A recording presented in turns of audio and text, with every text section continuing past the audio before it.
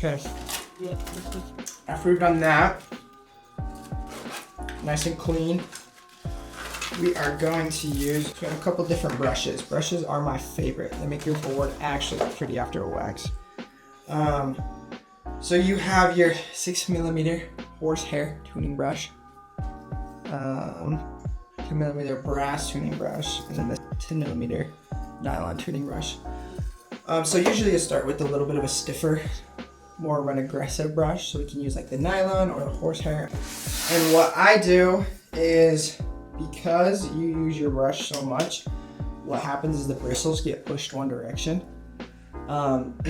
And I'm always gonna tune it the same way. So I like to have it facing up so I can read the words. And the next time I tune, if I had it upside down, because the bristles are poking the opposite direction now, and I try to brush, it's gonna catch the board and it's gonna damage your fibers. So try to use all your tools, your brushes especially, always going in the same direction.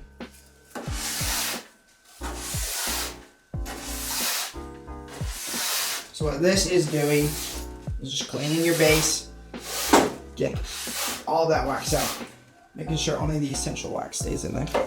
Your brushes are like sandpaper. So you have your finer grit, and then you have your not finer grit. And so this is like our finer grit. It's just cleaning that board, really making it smooth and shiny. Again, facing up, going from tip to tail. Brushes as well. We're always going from tip to toe.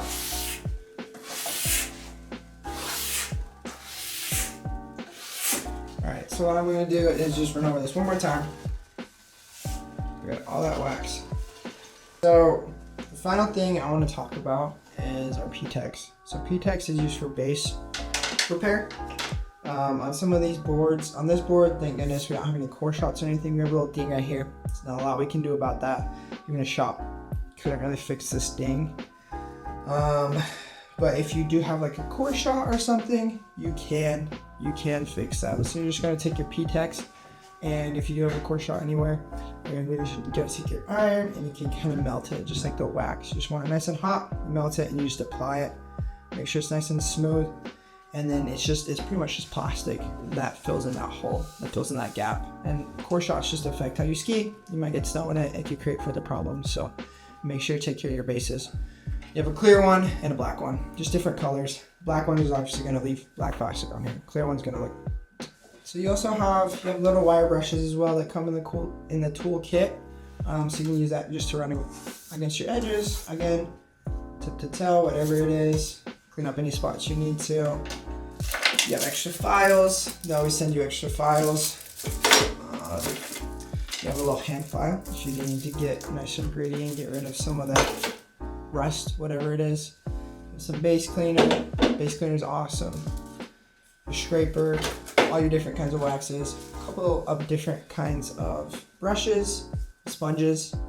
Just use this to clean your skis, and you can kind of use it based on the color and the color of the wax. So like this is going to be a little bit softer. You can use that with your hot wax, whatever. Just color code it.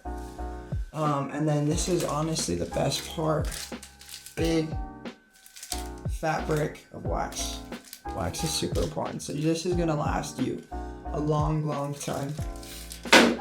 Timmy and I really load you up with lots of tools. And now that you know how to use them, go ahead, tune your skis. Tune your boards, whatever it is. If you are tuning skis, I will say this one last thing. So you might see that, like, I'll grab these. So you might see that your brake is up like this. How do you get your brake down? You're gonna use your rubber band. Just run it over like this. You're gonna run it over the back of your binding, and then just fold your brake down so that you can tune your skis. It's as easy as that. They give you everything you need to get a good tune in. Now you know.